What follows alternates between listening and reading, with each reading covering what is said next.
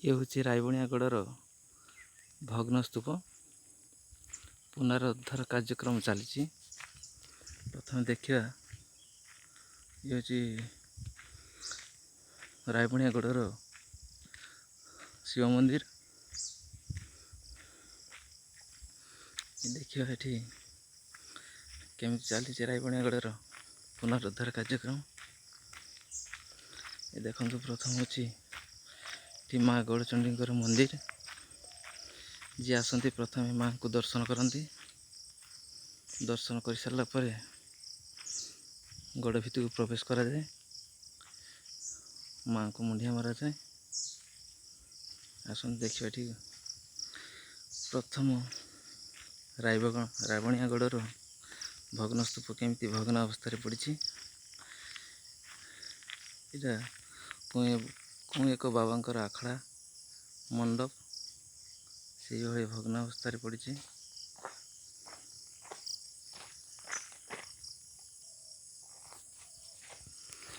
ଏବେ ଭିତରକୁ ଯିବା, ରାଇବଣିଆଗଡ଼ର ଭଗ୍ନ ସ୍ତୂପ ଦେଖିବା କେମିତି ଅବସ୍ଥାରେ ଏବେ ପଡ଼ିଛି। ଏବେ ଆମ ସାମ୍ନାରେ ଦେଖିବା, ଏ ଯେଉଁ ପଥର ଦେଖାଯାଉଛି, ପଥରଟି କ'ଣ ଲୋକ କଥା ଅନୁସାରେ ଅଛି। ଏ ପଥରଟି ଆସ୍ତେ ଆସ୍ତେ ବୃଦ୍ଧି ପାଏ, ବଢ଼େ। ଏଇଟା ବୋଧେ ଯାହା ଲାଗୁଛି ଏଇଟା କ'ଣ ମା ଦେବୀଙ୍କର ମୂର୍ତ୍ତି ଭଳିଆ ଲାଗୁଛି।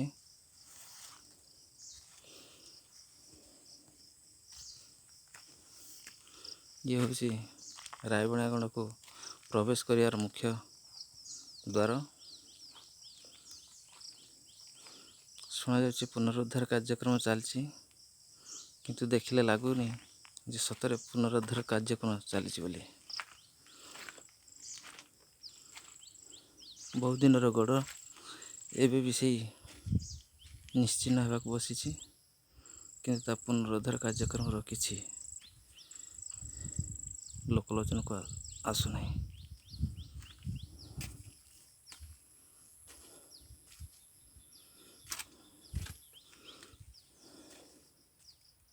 ଏବେ ପୁରା ବଣ ହିଁ ପଡ଼ିଛି।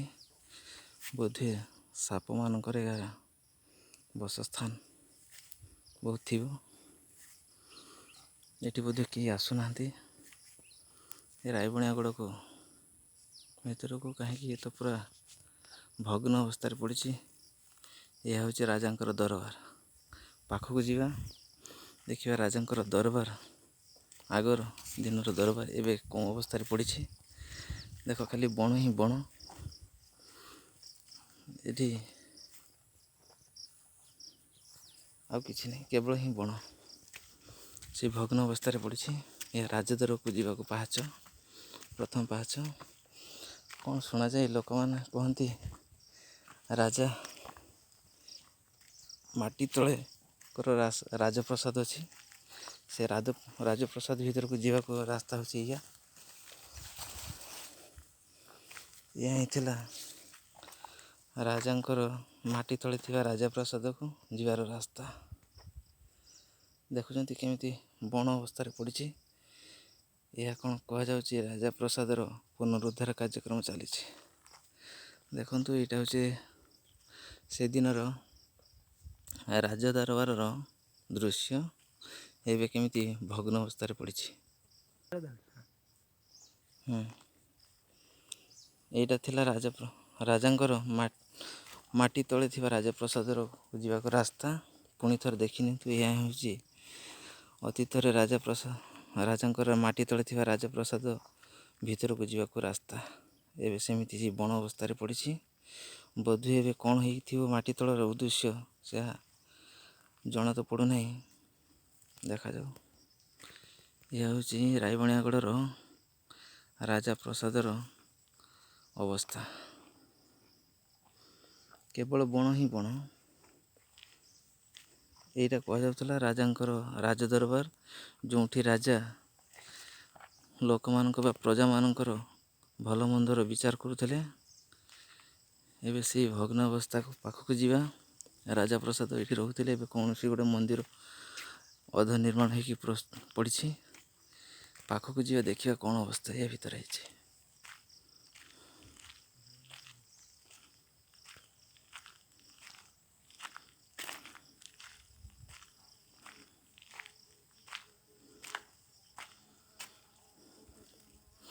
ଦେଖନ୍ତୁ ୟା ଭିତରେ ଗୋଟେ କ'ଣ ମଦ ବୋତଲ ପଡ଼ିଛି ନା କ'ଣ।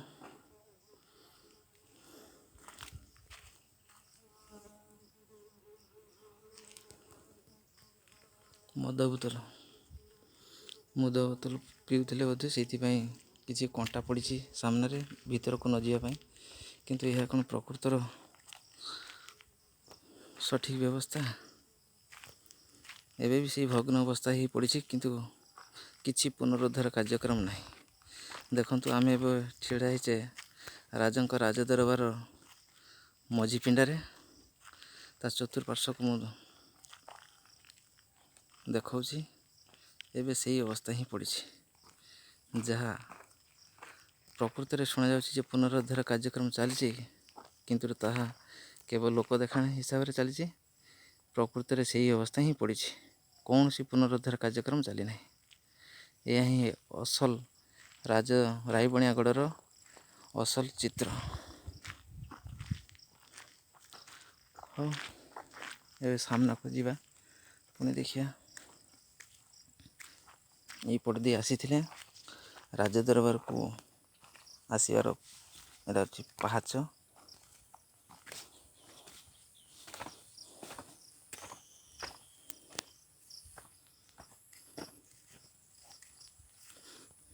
ଅତୀତରେ କଥା ବି ଅଛି ଯେ ଏଇ ଜାଗାରେ ଆସି ପଞ୍ଚୁ ପାଣ୍ଡବ ଆତ୍ମଗୋପନ କରିଥିଲେ। ଏଇଟା ବହୁ ପୁରାଣ ଅତୀତର କଥା। ଏଇ ଜାଗାର ଅବସ୍ଥା ଯଦି ଏଇଭଳି ହୁଏ, ତେବେ ଓଡ଼ିଶାରେ ସଂସ୍କୃତି, ପରମ୍ପରା ଏବଂ ଯେଉଁ ପୁନରୁଦ୍ଧାର କାର୍ଯ୍ୟକ୍ରମ କେମିତି ଚାଲିଛି ତାହା ନିଶ୍ଚୟ ସମସ୍ତଙ୍କୁ ହୃଦୟଙ୍ଗମ ହେଉଥିବ।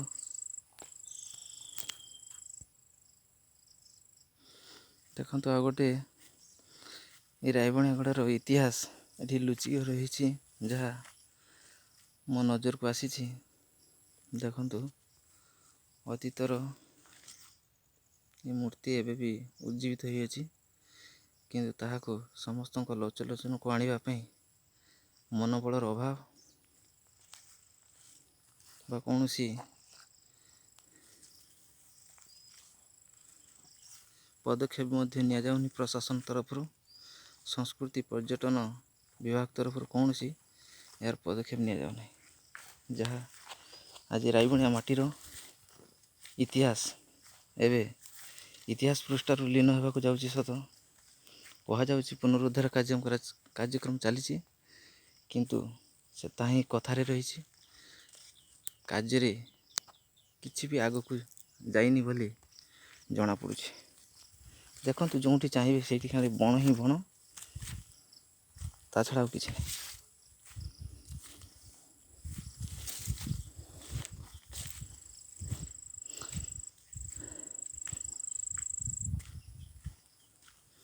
ଇଏ ହେଉଛି ମୁଖ୍ୟ ଫାଟକ ଦେଇ ଆମେ ପ୍ରବେଶ କରିଥିଲେ, ପୁଣି ମୁଖ୍ୟ ଫାଟକ ଦେଇକି ଆମେ ବାହାରକୁ ଆସୁଛେ। ତ ଏହା ଥିଲା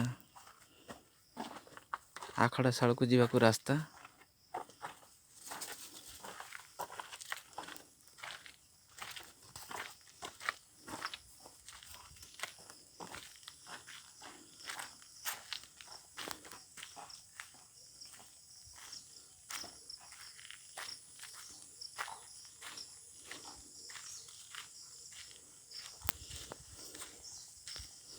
ଆସିଲେ ଆମେ ସାମ୍ନାକୁ ପଳେଇ ଆସିଛେ। ଦେଖିବା ଏଠି ପୁଣି ମା ଗଡ଼ଚଣ୍ଡୀଙ୍କ ପାଖରେ ମୁଣ୍ଡିଆଟି ମାରି ଆମେ ଓଡ଼ିଶା ସରକାରଙ୍କ ପାଖରେ ଏତିକି ବିନମ୍ର ଅନୁରୋଧ କରୁଛେ କି ଏ ରାଇବଣିଆ ଗଡ଼ର ଯଥାଶୀଘ୍ର ପୁନରୁଦ୍ଧାର କରି ଓଡ଼ିଶାର ସଂସ୍କୃତି ବିଭାଗ ପକ୍ଷରୁ ଏହାର ପୁନରୁଦ୍ଧାର କାର୍ଯ୍ୟକ୍ରମ କରାଯାଉ। ମା ଗଡ଼ଚଣ୍ଡୀଙ୍କ ପାଖରେ ଏତିକି ପ୍ରାର୍ଥନା।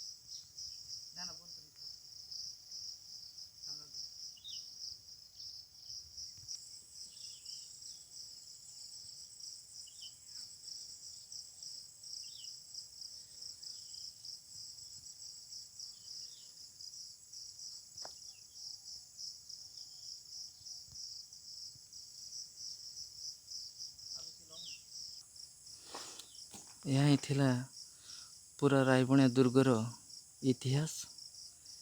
ତେଣୁ ଏହାକୁ ଯଥାଶୀଘ୍ର ପୁନରୁଦ୍ଧାର କରି ଯଦି ଉଜ୍ଜୀବିତ କରାଯାଏ, ଲୋକଲୋଚନକୁ ଅଣାଯାଏ, ତାହା ଏହା ଏକ ପର୍ଯ୍ୟଟନ ସ୍ଥଳୀର ମାନ୍ୟତା ନିଶ୍ଚୟ ପାଇବ। ଏଥିରେ ବହୁତ କିଛି ଶିକ୍ଷଣୀୟ ବ୍ୟବସ୍ଥା ଅଛି ବା ଶିକ୍ଷଣୀୟ କଥା ଲୁଚି ରହିଛି। ଏହା ଲୋକଲୋଚନକୁ ଆସିବା ନିହାତି ଜରୁରୀ। ଏତିକି ହିଁ ଓଡ଼ିଶା ସରକାରଙ୍କ ପାଖରେ ବିନମ୍ର ଅନୁରୋଧ ଯେ ଏହି ଜାଗାକୁ ପୁନରୁଦ୍ଧାର କାର୍ଯ୍ୟକ୍ରମ ତ୍ୱରାନ୍ୱିତ କରାଯାଉ ଏବଂ ଏହା ଲୋକଲୋଚନକୁ ଆଣି ଓଡ଼ିଶା ସଂସ୍କୃତି ବିଭାଗର ପର୍ଯ୍ୟଟନ ସ୍ଥଳୀ ଭାବରେ ମାନ୍ୟତା ଦିଆଯାଉ।